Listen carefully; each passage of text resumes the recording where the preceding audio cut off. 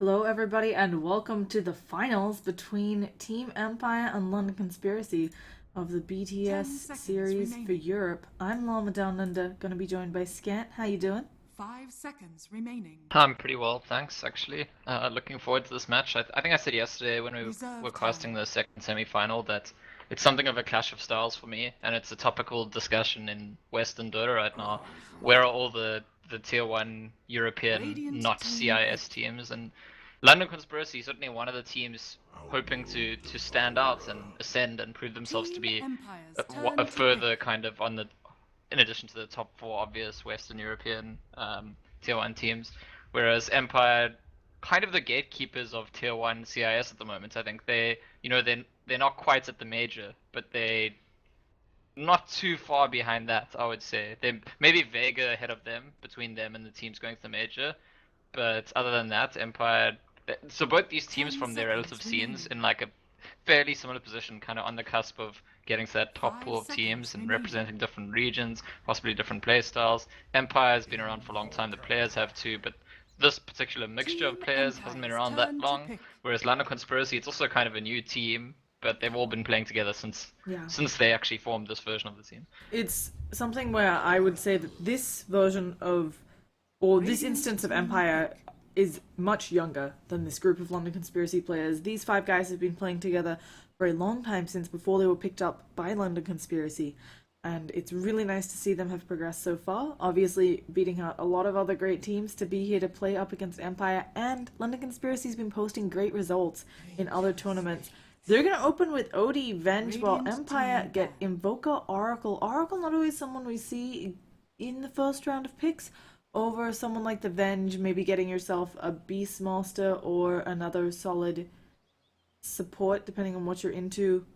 I don't see anything too They big 10 missing, but seconds What remaining. what we saw yesterday though in Empire's semi-final is that apparently 5 teams don't give seconds them Oracle remaining. very easily. So I think that they have if it gets through in the first phase, they have to either pick it there or assume it'll be banned in the Reserve second time. phase. yeah. So I think that's basically all it's about. It's like, hey, they let us get Oracle, let's just take it now while we still can. And Team then Havost gets Empire's his turn to Enchantress banned ban. out. Now, interestingly, again, we commented on this yesterday. Team Empire have Havost drafting, even though No Fear is back. He was out for some reason. They Radiant had a stand team in, ban. and Havost still drafting, so not going to get Enchantress this time. Still should be able to set himself up for a nice time on the offlane. But with London Conspiracy already having picked up the Venge, do you worry about banning it? Banning the Batrider if you're Team Empire? 10 seconds remaining. Um, I'm not too sure. Uh, 5 Typically, seconds this remaining. kind of Empire, these kinds of players, and maybe the sort of classic CIS style, what people Reserve time. describe when they talk about Navi or Empire. Typically, the draft style is much more about what we want to do than about what they want to do. Team Empire's So turn to I, ban. I, I sort of expect the voice to be using his bans to protect against something he doesn't have to deal with and something that like interacts in a good way against what he wants to do, rather than like trying to anticipate what they're trying to do.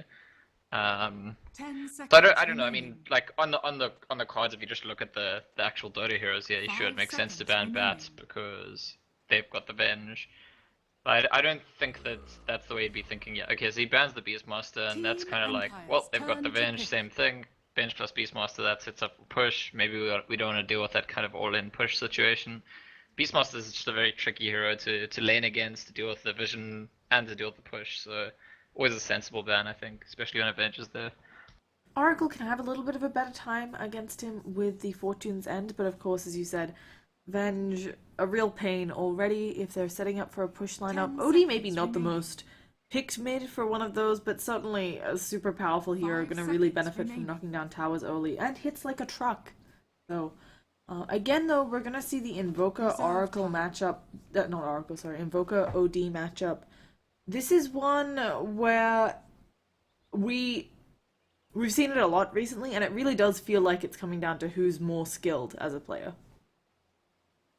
Um, I mean, yeah, kind of to some extent. I sort of think that it should favor the OD a little bit, but only a little bit. I think it's like 55-45 OD's favor, which is similar to what you're saying. Like if the Invoker outplays the OD, he's still gonna win the lane, and it shifts towards him once he's got levels in Forge Spirits and stuff like that.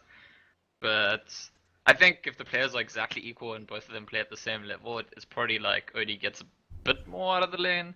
But I mean, that's like such a ridiculous thing to think Yeah. about anyway, because there's gonna be other heroes coming into the lanes. Someone is gonna be playing slightly better on the day, so it's a close enough matchup. Now, another thing to mention is they did not ban out the Faceless Void, something that Team Empire and everybody else under the sun pairs up with their Exort Invoker.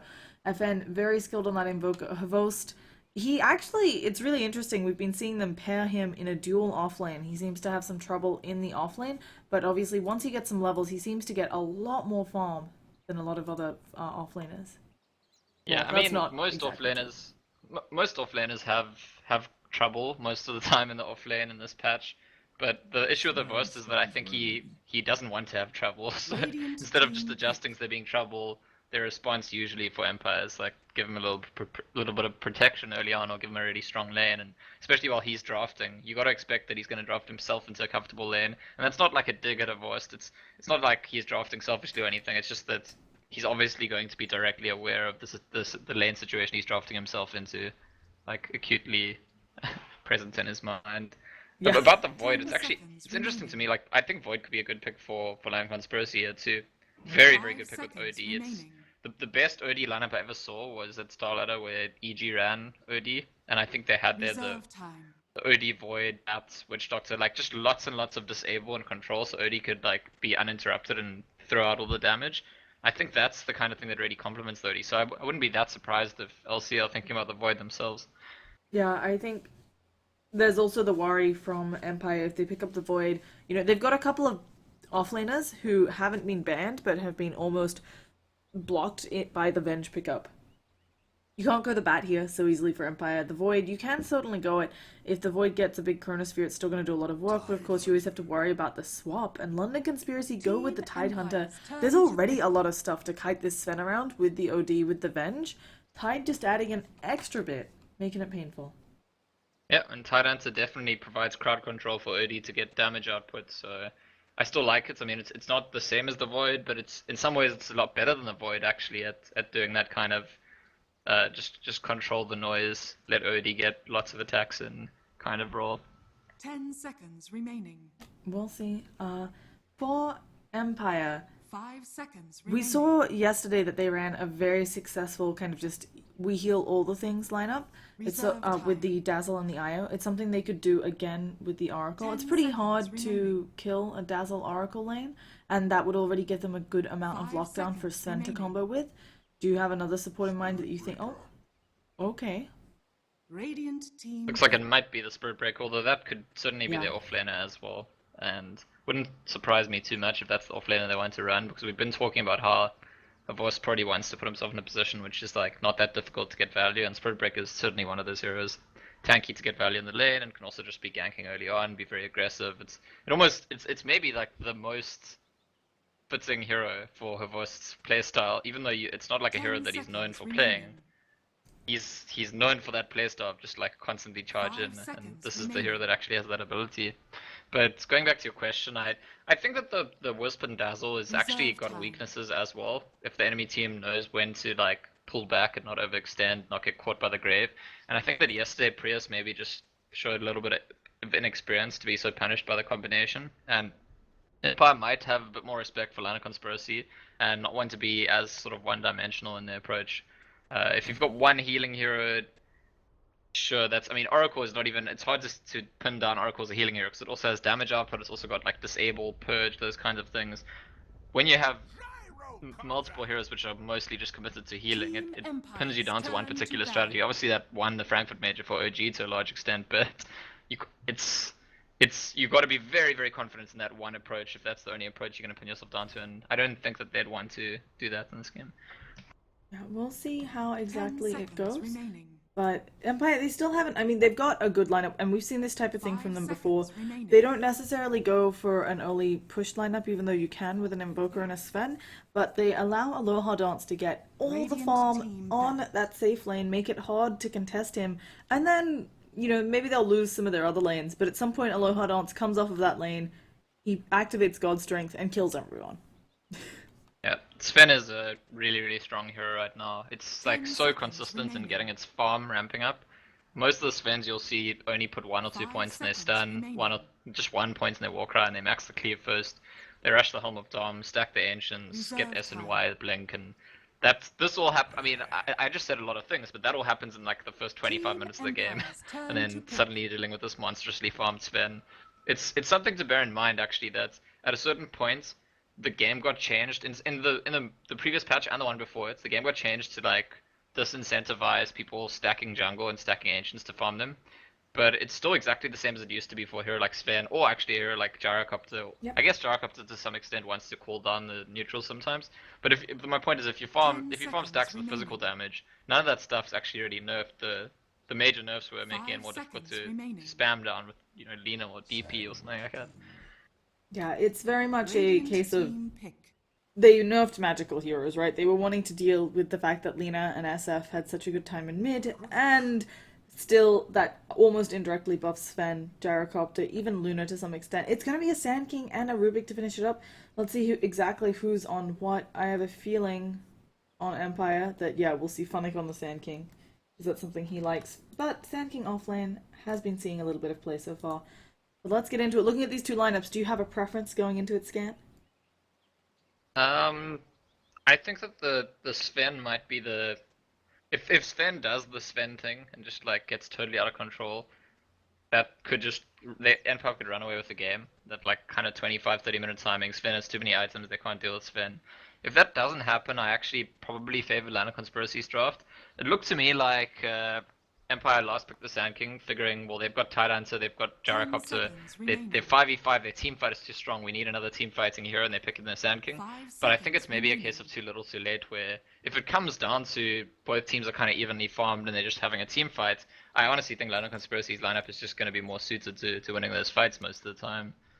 So I I feel a bit like Empire's timing is a bit earlier, and maybe that's something a bit worrying about the situation because we did see yesterday, and you had said about them before, that Empire's a team who seems to be regularly screwing up their early game and needing to make comebacks. And the way I see this draft, I sort of feel like I mean, it's not that like the game would be over if they don't get a good start. It's that there's maybe a bit more pressure on them to get that good start than there is on Lana Conspiracy. You have a very straightforward, difficult to disrupt draft.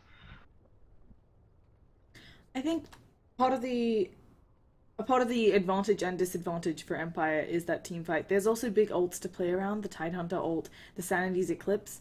You have some windows there where you might be able to get something done. But as you said, if London Conspiracy keep going as 5 to defend towers, keep finding pickoffs on Empire, it's going to get very difficult. Yeah, I also think it's a pretty great game for Rubik. There's hardly going to be any misses. Like basically everything he steals is going to be very useful for him in this game. So it was a nice final pick for Lana Conspiracy. And it's also just a nice extra, like, sort of subtle addition to that team fight.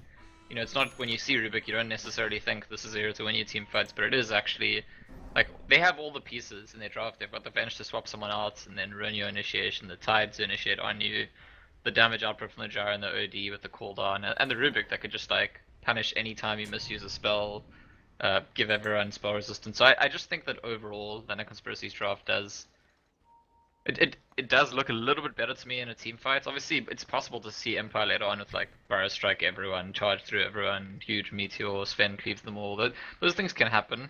And exactly your point is correct. I think that there's maybe bigger cooldowns to wait on the side of Land Conspiracy, and that'll maybe be something that plays to Empire's favor. But I think before we get to any of that, we need to see how the lanes go. And it does seem to me like I don't know, when's the last time you saw it's quite rare to see Empire dominate the lane stage these days, isn't it? 30 So it's really seconds hard to battle. tell. Obviously, in this tournament, they've been playing up against a lot of opponents. I'm not sure if they're underestimating them or they're maybe trying things out. I don't want to say that they didn't respect their opponents, but there were a lot of games where they were getting themselves even.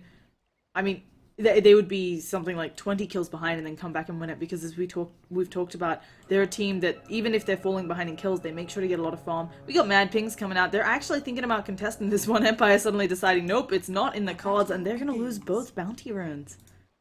Oof. Yeah, and we did see that happen to them yesterday, I feel. I think in the second game, that was actually the Yeah. game they did really well in, where they were just like, okay, screw it, we're not going to contest, we're not strong at level 1, and it's actually a good sign for a team like Empire when you see them showing restraint. Um, I mean, it's actually a good sign even if you look at just Havost on that offlane Spirit Breaker I was checking out. Like he starts with the start shield. A lot of the time you'll see it start with the Orb of Venom instead. And it's a similar kind of decision. It's like a conservative decision. Let's be careful about how we approach the early game. And so I do think maybe it's on their mind that they've had a few games recently where they really got run over in the lane stage. This is still a really hard lane for Havost.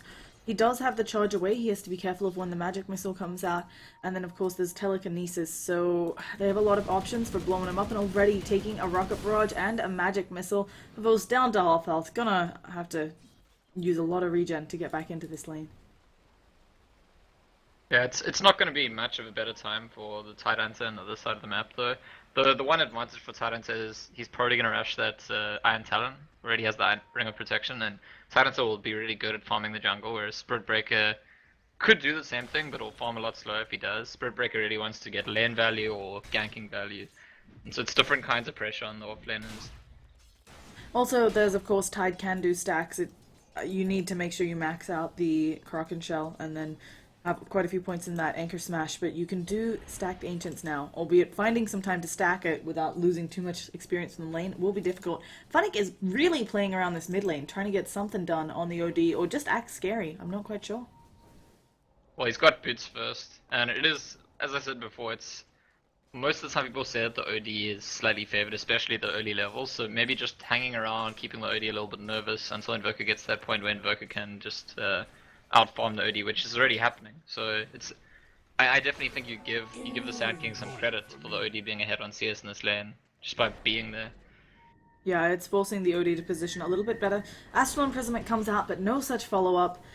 By doing this, Funnick, of course, is still level 1, and he doesn't have any sort of stacks going in the jungle to potentially catch up on. So he might end up with some later levels, but knowing him, he'll try to get involved in the lane, kill some, and see if he can find farm that way. They have forced Havost to retreat back to his own odd camp and actually just kills off an illusion there before, I guess, heading back to lane. Yeah, but he's almost a whole level ahead of the Tyrant actually, which is I think it's mostly because the Gyrocopter and Vanish tried to harass the Spirit Break at the start. They ran past the creep wave and got that rock barrage in the stun, but it ruined the equilibrium and they pulled it back, but not before Havost got like a wave and a half at his tower. So it's meant the Gyrocopter has to tank a lot. That means that the Spirit Havost cannot trade with the Vengeful Spirit. So the knock-on effect of that early harassment was actually very good for the Spirit Break, and that's one of those very, very subtle things that stronger offlaners can like deliberately try and bait. Well, they're gonna try and kill Havost now, but Yeah, they have the minus armor on him, a few more auto He's got attacks, the but with Fairy the Fire. Stout Shield and the Fairy Fire, he's just gonna be fine. So, Havost not going down there. Doesn't touch the creep equilibrium too much though this time, but he's just gonna head right back out, salved up, Yeah, ready to go. it actually does hurt the creep equilibrium because they've stacked up a second range creep again. And Oh, this is yeah. Oh, but Havost taking a lot of damage again. The stun comes out, the telekinesis. That's our first blood. No escape there. yeah, he didn't expect the Rubik. The wave is gonna push unless they pull it again.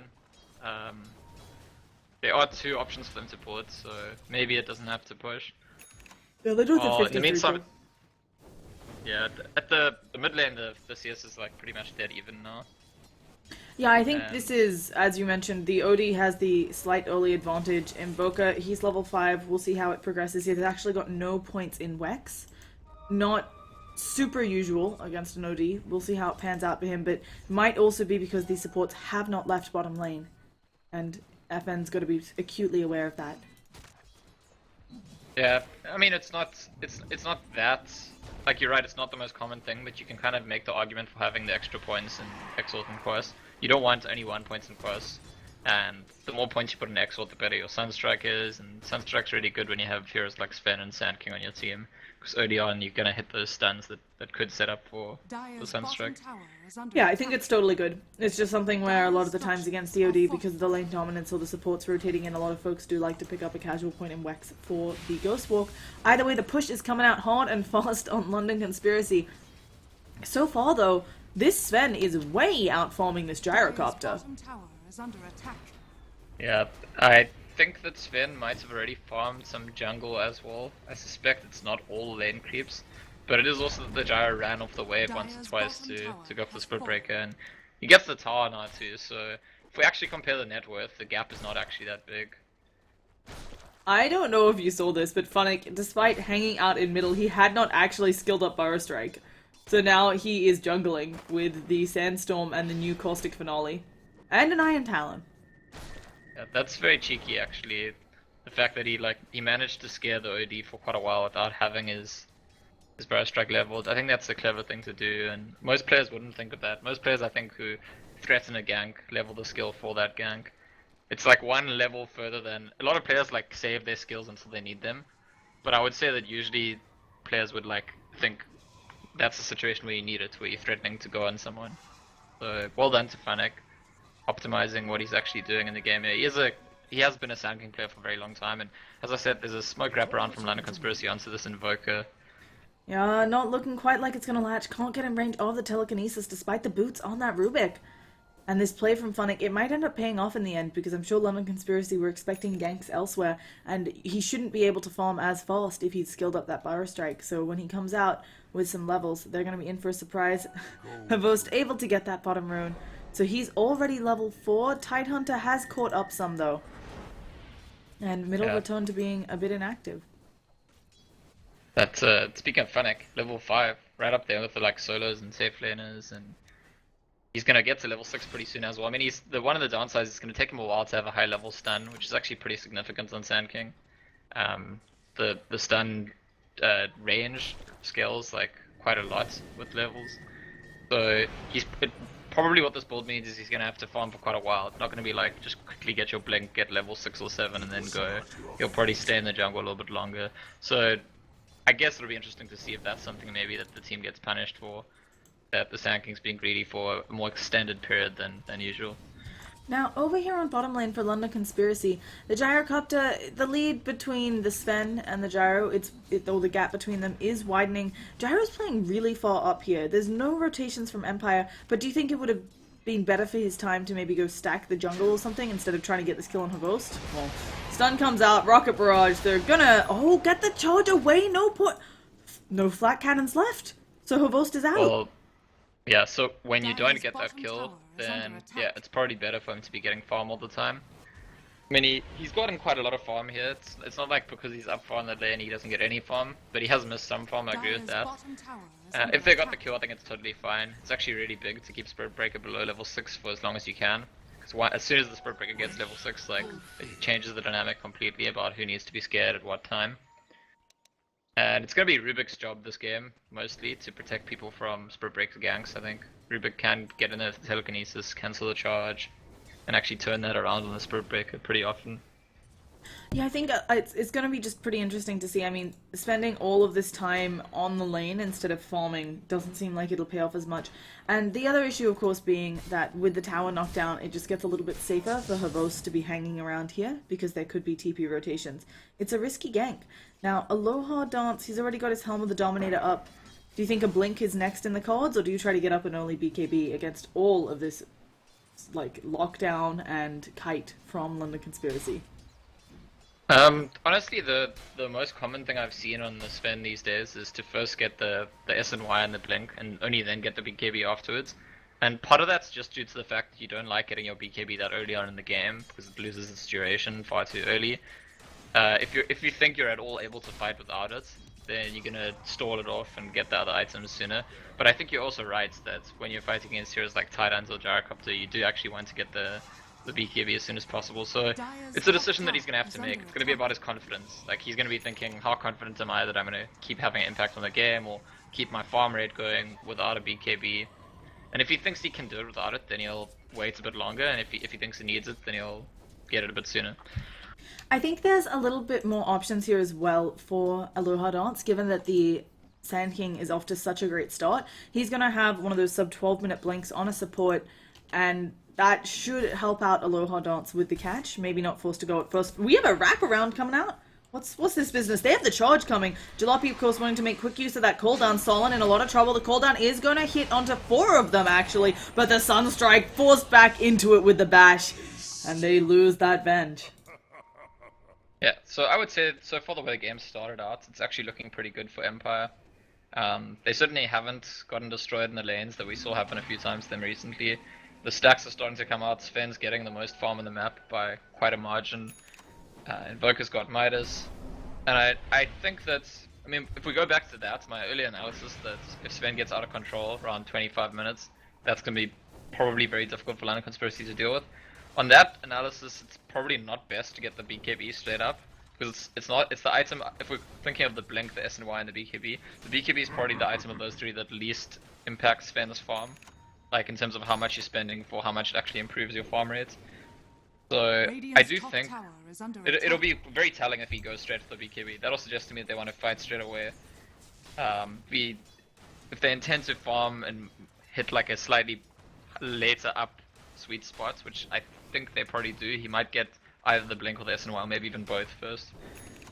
Yeah, I think that the world is their oyster for Empire. They're not super far ahead when it comes to net worth, but they certainly have an experience lead. A lot of that being that Funnick was able to jungle so effectively. And yeah, we're going to see Kefka doing an ancient stack here, putting him close to finishing his mech. Yeah, and as I said, Funnick like has his Blink, but he only has level 2 Sparrow Strike. So he's smoked up looking for a kill, but this could actually, oh, he's going Oh my goodness, he's just going to go in for the epicenter. They're going on Baby Knight. The Sunstrike comes out and boom! Getting themselves a quick kill on the OD despite the support being so close. Yeah, well, unfortunately the Tyrant was actually really low. I was thinking if he went to scout the Ancients, he could just make a kill there if he wanted to, probably. But that's a much bigger kill, getting the OD. It doesn't even matter that the Tyrant was getting the stack, and OD is a hero that, as far as carries go, really wants to have a good early game, and is having a good early game so far, but if there were to be 1 or 2 more kills in that OD, before the 4-staff's finished especially, that would be really, really big, so it's a good hero to put pressure on, it's a good hero to have worrying, and probably we'll see Lana Conspiracy standing around protecting the OD a bit more, at least until the 4-staff's finished now. And we can hear Funnick just continuing to farm up a storm. For Funnick, your next items, do you just try to get Arcanes up or something, or do you have bigger goals like that crazy Sand King Ags we sometimes see in mind? Well, it looks like he's buying Tranquil Boots, which makes me think he'll probably go for the Tranquil Soaring build. Usually when we see Tranquils, we see Soaring. There's gonna be a big fight here with the Dire's Ravage. middle tower is under They attack. wanna Yeah, they're contest coming the- in. Let's see if, as you said, they blow the Ravage. Nofi is just going to get blown up instead. Aloha Don't still has that gold strength. He's gotten all but 2 big creeps. And Courier's just flying over. Got to be a little bit careful with that. I think they give up these two under threat of Ravage. Yeah, so it's very intelligent from Lana Conspiracy to recognize that they haven't been able to force anything with their Ravage yet, and contesting the Ancient Spawn is exactly the best thing to do to try and like threaten running in with Ravage ready. Unfortunately for them, their timing was a little bit off, and most of the stack was already farmed.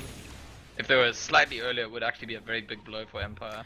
Yeah, interesting that they were so late considering they've had a ward there this entire time. So just Yeah, getting Radiant's bottom unlucky. tower is under They attack. took a while to get their heroes together. Like it's kind of like everyone come, and eventually people are doing things at other parts of the map, and you need more heroes to be there before you go do it. Otherwise, it backfires. So just like slightly suboptimal in how the rotation's set up, and unfortunately the good plan doesn't achieve as much as it could have otherwise. Aloha Don't But has... going- Oh. So you asked about the Sand King, and I was saying because he bought Tranquils, he'll probably get Soaring, and then you asked about Ags. I think more likely you just get a 4-star, maybe even a Yeah. Yules. Like in CIS Dota, I've almost never seen, even with the old Ags, you didn't really see Sand Kings go Ags. You didn't even see them go Veil very often. It was almost always like all the utility items, the Force and the Yules. Maybe even the Sneko used to go for like Hex and Refresher Orb even. So those are the kinds of things I'd expect Fnatic to go for this game. Now, they do end up going the early Blink Dagger on Sven, so I have to imagine that Empire probably going to try to find some pickoffs here. As we talked about, fighting 5v5 into London Conspiracy is terrifying, but with 2 Blinks already up and Sunstrike as your global presence around the map, they should be able to get key pickoffs into tower pushes. London Conspiracy, though, have a similar idea. It looks like they might be moving up top to get rid of that tower. It's also just a farming item, the Blink on the Sven early on. Like, Sven's Cleave, I mean, you really need to think of Anti-Mage, rushing Battle Fury. That's what Sven with Max Cleave, getting an early Blink Dagger. Like, sure, it's not the same cooldown, it's a double the cooldown of Anti-Mage's Blink, but you've got more damage, you've got more Cleave, and you've got the Cleave early on. So Sven's very often, like, the blink is just a sign you want to blink around and farm and get all your other items. But you're right, it does enable the pickoffs. But I definitely agree, it's not, there's no, Empire are not going to force 5v5s until he has BKB, and speaking of that, he's picked up the mid-throw hammer, so not going to stop off the SNY as we're going to go straight into that BKB. Well, Fennec's second epicenter also Radiant's makes a middle kill in the top tower is lane, and under attack. was that it? Yeah, he and with Sunstrike, I think Solo killed the gyrocopter. Yep, that is sorry, what do you say this? That is really unfortunate for London Conspiracy. Empire having their supports, I sure Invoker helped, but it's essentially a support setting up a kill entirely. Not great, and that was on their core. Now, if they try to rotate up here and save this tower, they're not going to have the gyro up for the fight. I think this tower goes down. Kefka can threaten to Ravage. He's moving aggressively forwards, but I think FN just gets this tower with the Forge Spirits, and yep, there it goes. So, objective achieved. And at this point, it's kind of like Radiant's Empire have bottom gotten tower away with is a under very attack. greedy Sand King. That's what it feels like. What's defining of the first 15 minutes of this game is that one team had a jungler, the other team had two supports, and the team with the jungler didn't get punished at all for having the jungler. So now we say it's a support, but really they're just running 4 cores. They're successfully running 4 cores so far in this game. And we've seen this before, Which- right? Navi have been, oh not Navi, Liquid have been doing this, where they'll run the support, in quotes, lifestealer in the jungle, and nobody punishes them for it, and so they have this very farmed lifestealer popping out of the jungle in addition to their 2 cores. Yep, and that's usually the weakness of running a support as a jungler, is that you can be punished for not having as active supports early on. But remember, Fnatic did a really good job of actually being active right at the beginning, even though he didn't have the Burst Strike, just threatening lanes and making them a little bit scared, helping out his mid lane. And that was more than enough. And he went back, got into his greed, and also it helps that because their offlane was a Spirit Breaker, that even though London Conspiracy running 2 supports, the Spirit Breaker could get what he needed. So I think just tactically and from a draft point of view, Empire have the better of them so far. Empire definitely want to wait for Lowdance's BKB and then start going into fights. And the question for me really is if London Conspiracy can make anything happen before then. And if they can't, like what's their plan for once the fight starts and Sven has BKB? Like do they have a plan for, is it just to use OD's Force Staff and force away whoever Sven is focusing? Or Astral them? Yeah, it is rough here for London Conspiracy, also because their Gyrocopter now falling far, far behind the Sven. He's 3k gold behind the Sven. That is essentially BKB and then some charge coming out onto Jalopy, cancelled by Havos in a rare show of restraint.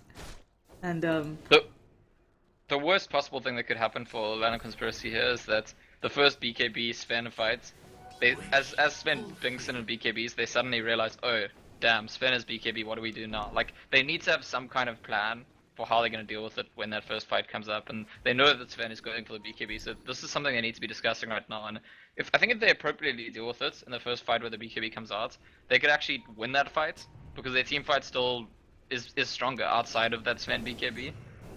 But then again, we have to talk about Fnatic, who's going to have a Blink and a Force Staff and be a high-leveled Sand King, which is something that they also need to have a plan for.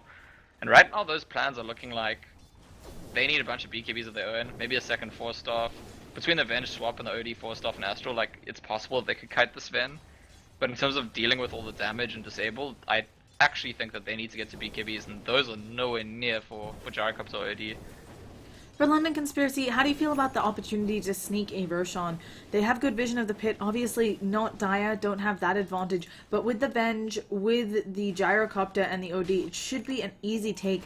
And with the threat of the Tide Ravage in the pit area, even with the BKB, maybe Aloha Dance not so keen on jumping in. Aloha Dance. Oh yeah, he's about to murder some people. Gets the Stormhammer. There's the Sunstrike as well. Kefka can't do anything but stand and watch. Funnick comes in. Jalopy is still alive, but a charge coming out. Kefka getting very low here. Is going to... No, not quite go down. He's on a slither of health. The charge comes in, finishes him off. A Ravage onto Just Havos. The False Promise comes out. And now we're seeing Aloha Dance getting back in there. God's Strength still active, smacking people around, seeing what he can do. Kefka going to be taking a lot of damage here. And oh, he will explode. That was a really nice stolen False Promise. Baby Knight actually still here, taking a bit of damage, gonna kill off the Invoker. Will they be able to find him instead? Turning around, smacking Aloha Dance around, actually doing a massive amount of damage. Full stop pushing him away to kite out this Aloha Dance. He has complete vision of this. Aloha Dance will be able to get out. Oh, Funnick doesn't have mana for the stun, but just goes in. If he can get one smack onto Baby Knight. Oh no, the Sven dies, and now Funnick also in a lot of trouble. Does not have Burrow Strike, will be at the mercy of Baby Knight, uses that invis, Baby Knight with no detection. Looks like that might be the end of it. The cooldown comes out, but Funnick blinks away. That was a very strange decision by Lodance there, and like he's low enough to die to one hit, and he tries to blink at the OD to like get the hit off because OD might have died as well, but with the Sand King there plus that extra hit.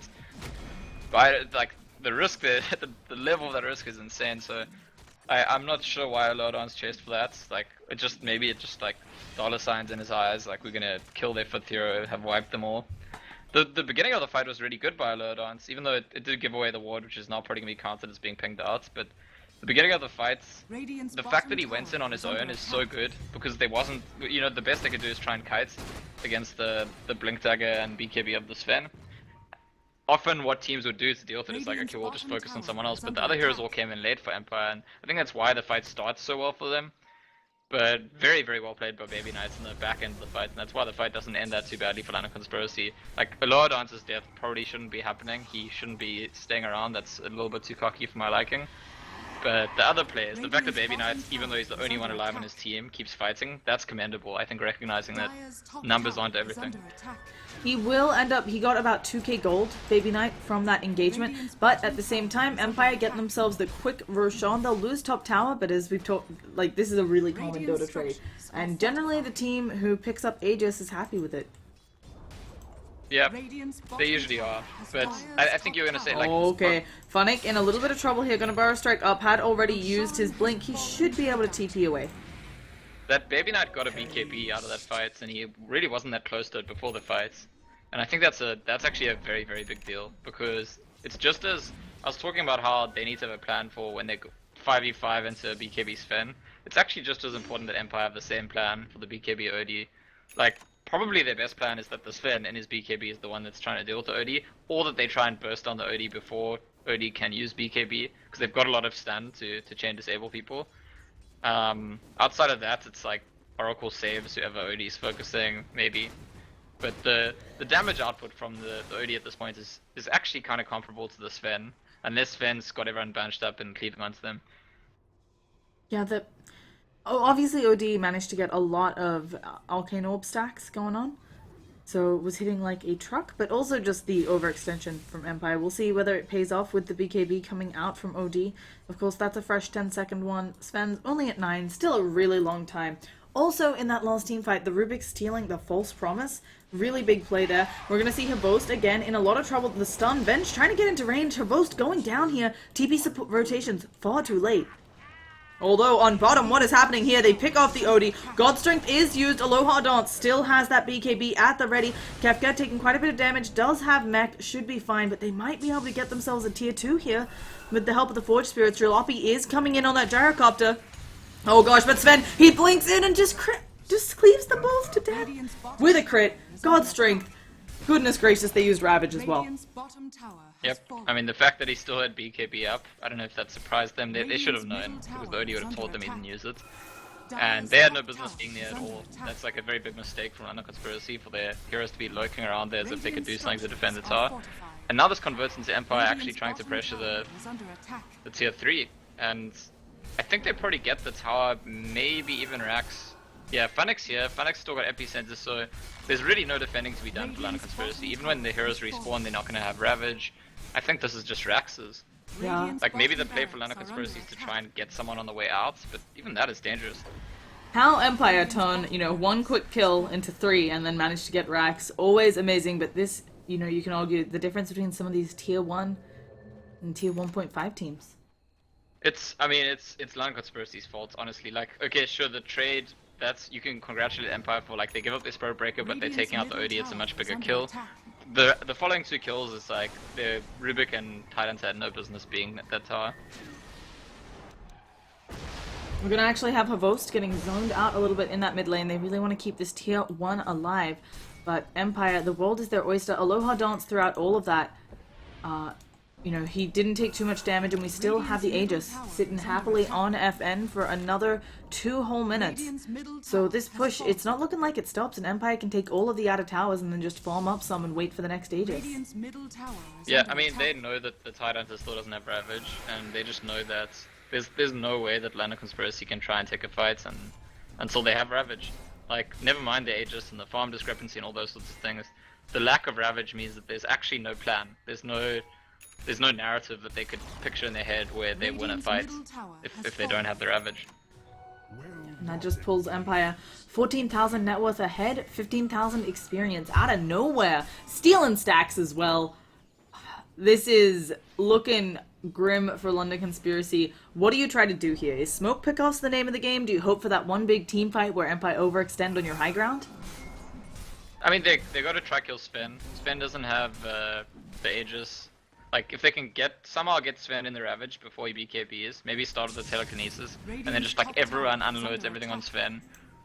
Somehow not being controlled. Okay, there's gonna be the Ravage coming up before the BKB is active. Aloha Dance immediately BKBs though and has that false promise as well. On the sidelines we're seeing Funnick stunning up one. He's gonna kill off that Rubik immediately. Kefka already taking a lot of damage. He goes down to a cleave. Jalopy now being chased by Aloha Dance. Doesn't even have the BKB, doesn't care. Just going after him. They've lost the Gyrocopter. Buyback from Kefka, but OD in a lot of trouble being stunned up here on the top lane. Funnick disjointing those auto attacks. And now in their base, Kefka trying to get the return kill on Aloha Dance, who is so low, but going to find nothing.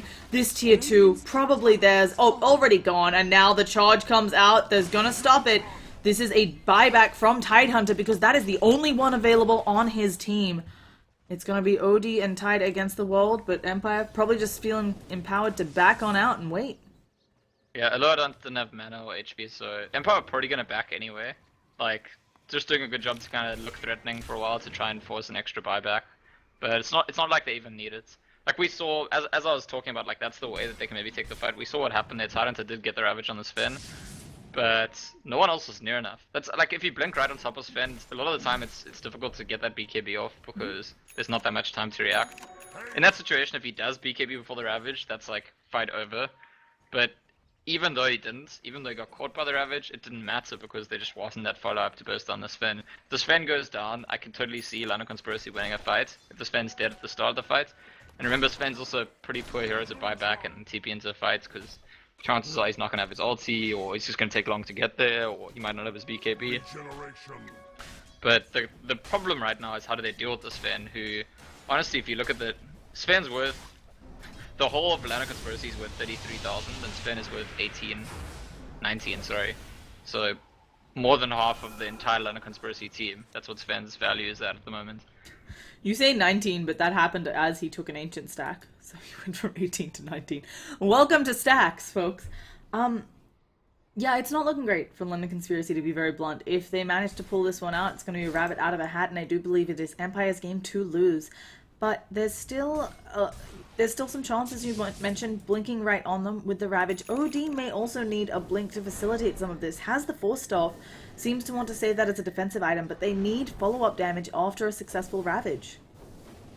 Yeah, and they're not going to get that many opportunities to have a successful Ravage. I mean, another route is maybe getting Vengeful Spirit to level 11, and then trying to swap people into your base when you're defending. It's not the most reliable defense either, but it's one of the more gimmicky ways that you can take advantage of the heroes. Well, Aloha Dance is just hunting. Gyrocopter going to TP out. Not too far from BKB. Although speaking of BKB, Invoker's already finished one. And that's going to be another huge issue because now it's... I've been talking about how if they somehow deal with Sven in the fight, they could possibly win it. But with the Invoker having a BKB too, I almost feel like even if they throw everything they have at Sven and kill Sven, they could just lose the fight anyway between the Sand King's control and the Invoker's BKB ability to carry the fight. I mean, FN here, he has a Midas, sure, but he's also been doing a great job of farming up the map despite having a Sven on his team. He is far ahead of the Gyro, of course, a lot of that being the racks being down, but that's never where you want your Gyrocopter to be. He has a natural ability that should allow him to farm much faster, and now the charge cancelled. Fabo's deciding not today to go crazy. He also has a BKB.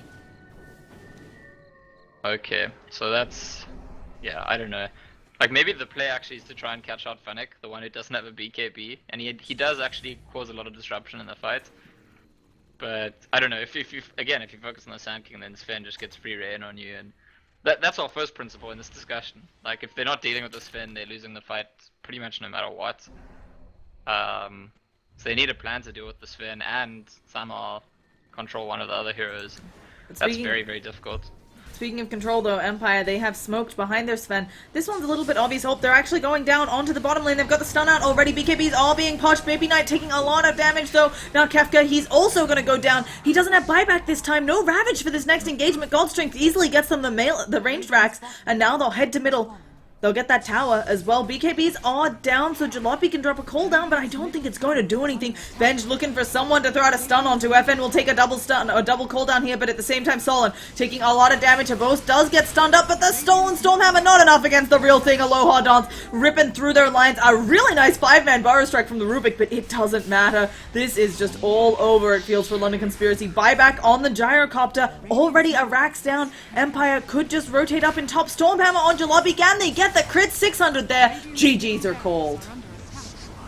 Yeah, this game is just Sven doing Sven things, in my opinion. It's like to some extent it's also that in the draft they gave Jungle Sand King and then didn't punish it at all. They had 2 supports, so obviously they get less value. But I think more important than the Sand King getting extra value is the Sven. Sven's just a hero that it actually comes online faster than the anti-mage and it farms the jungle. I think arguably if you go Mask of Madness, it's faster. With Helm of Dom it's about the same speed. It's a hero that just like gets out of control way too quickly if you're not doing anything about it. And they had the right idea on London Conspiracy. They tried to go contest the Ancients, they were a bit too slow.